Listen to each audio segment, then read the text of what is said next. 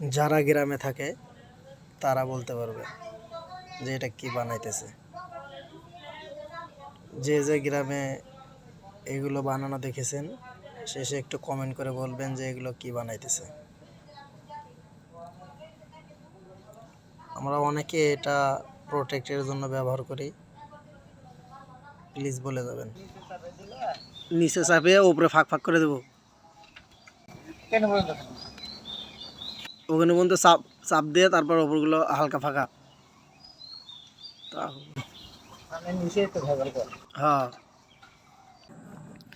এইটা আমার বড় ভাই, গ্রামে অনেক কষ্ট করে, তবুও বাইরে গিয়ে থাকতে পারে না। আমারে বলে যে শহরের থেকে গ্রামই অনেক ভালো, কষ্ট করি, ডাল ভাত দুইটা খাই, অনেক শান্তি লাগে। ভাই হাসাই, কথাটা সত্য।